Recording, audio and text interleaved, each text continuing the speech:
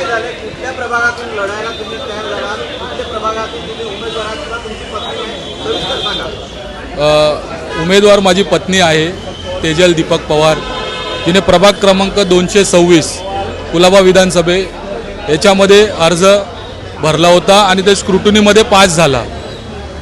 त्या आम्ही फक्त 3च उमेदवार म्हणजे 2 अपक्ष आणि 1 मकरंद नार्वेकर ह्या तिघांचाच उमेदवार अर्ज पास झाला, बाकी सर्व बाद झाले।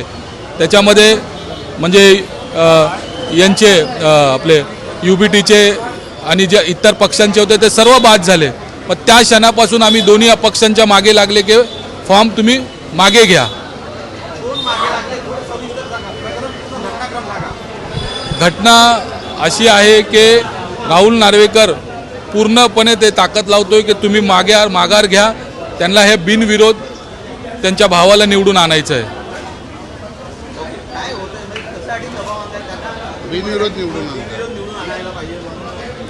साहेब,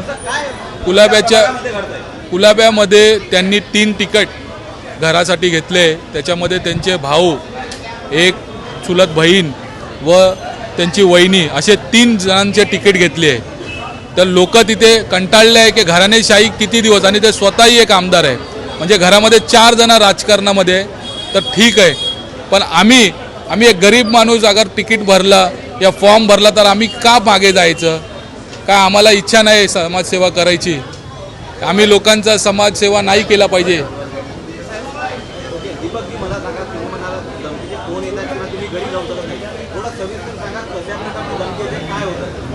साहेब, जेव्हापासून स्क्रुटनी झाली तेव्हापासून मी तुम्हाला म्हणजे माझ्या जो आजपर्यंत मी जे कपड्यावरती तिथून निघालो त्याच कपड्यावरती आत्तापर्यंत आहे।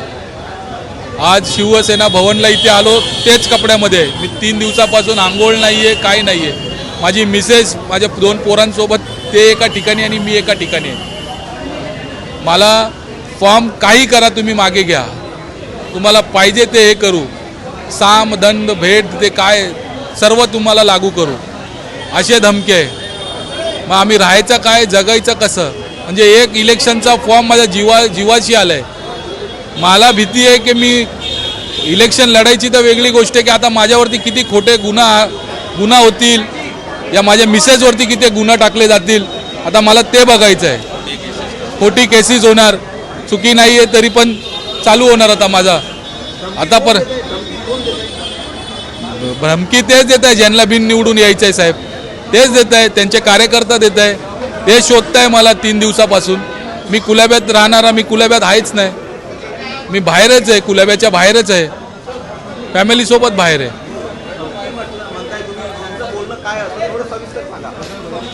साहेब, बोलणं म्हणजे काय, त्यांना माझा अर्ज बॅकआउट झाले पाहिजे, माझे मिसेसने साईन करून ॲफिडेविट मागे घेतला पाहिजे आणि हे बिनविरोध झाला पाहिजे।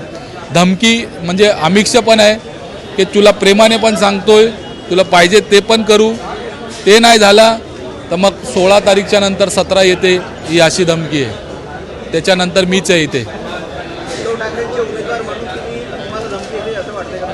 मी तर अपक्ष आहे साहेब, पण आज हा सर्व पक्ष म्हणजे साहेब उद्धव साहेब, शिवसेना UBT असेल, मनसे असेल, RPI असेल, राष्ट्रवादी शरद साहेबांची राष्ट्रवादी असेल, आम आदमी पार्टी असेल, या इतर सर्व पक्षांनी मला पाठिंबा दिला आहे साहेब। आणि मी त्यांनाही विनंती करतो की तुम्ही प्लीज मला पाठिंबा द्या आणि हा 226 वॉर्डमध्ये हा अपक्ष जिंकला पाहिजे, याच्यासाठी तुम्ही मदत करा।